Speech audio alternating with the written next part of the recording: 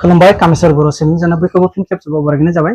दिनै आं दंफैयो बगजिलि ओनसोलनि सिङाव थानाय 4 नम्बर कथालजिलि गामि। गतिके बे गामियाव सासे फंबाय मेट्रिक पास जादों देग्लाय 2023 मायथाइनि फार्स्ट डिविजन लादों। गतिके फंबायनि सिमां फंनैसो सोंनो नागिरदों। गतिके फैलाय लोगोसे फंबाया बर' मिडियाम फरायनानै फार्स्ट डिविजन आवग्रिनो हादों। बेखायनो जों एसे जोंनि फैबाय थानाय बिनानाव फंबायमोनखौ देखायनो नागिरदों जे जाहाथे मा खस्थ'जों फंबाया पास खालामबाय, दा बिमा बिफाया मा प्रब्लेम सेक्रिफाइस खालामबाय बेखौ एसे जोंबो फोरमायनो नागिरदों। गिबियावनो आं सोंनो नागिरगोन फंबाय मा नाममोन? दाहाल ना? दाहाल बसुमतारी फंबायनि नामा। 399 टटेल मार्क 67.50 मार्क लानानै सेथि मासि आवग्रिनो हादों।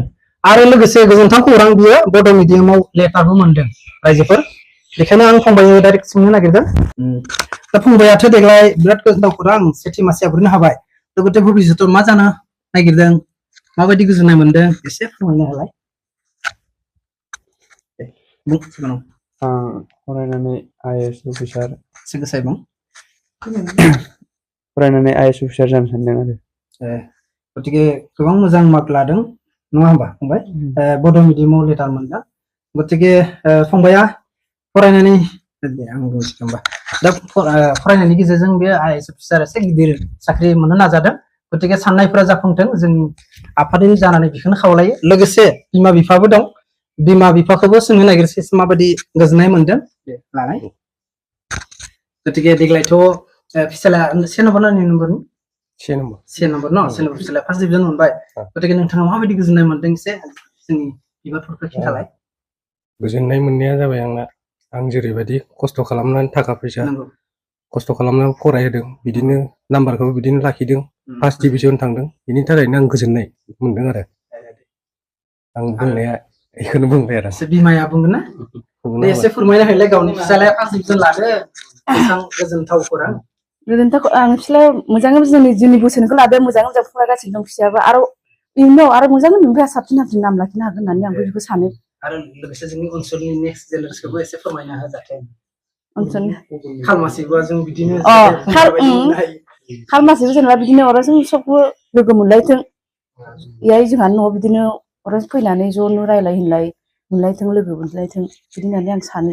आंनि फिसानि थाखाय जेनेबा आंनि सारमोन गिदिरमोन दं, बेफोरबो ज'नो अनलायलायनायनि गेजेराव मोजाङै मोजां बिदिनो आरो फैनाय बोसोराव पास जाबावथों, ज' लोगो मोनलायथों बेखौ आं बुङो आरो।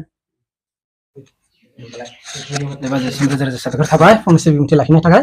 दा बे ब्लगखौ बानायनाय बेनो जाहोना जाहाथे नेक्स्ट जेनेरेसनाव जोंनि फंबाय बिनानावमोन दं, बिसोरबो जाहाथे बे फंबाय बायदिनो नाजादो जे बर' मिडियाम फरायनानै फंबाया फार्स्ट डिभिजन आवग्रिनो हादों। आरो लोगोसे बड' मिडियाम MIL लेटारबो लादों। बेसेबां गोजोनथाव खौरां, जोंनि आनसलिकनिबो बेसेबां गोजोननाय मोनदों। जोंनि बर' थुनलाइ आफादबो दं, लोगोसे जोंनि आफादगिरि सार दं मानगोनां, आरो लोगोसे जोंनि जिल्ला सोद्रोमा मानगोनां अखन दैमारि सार दं।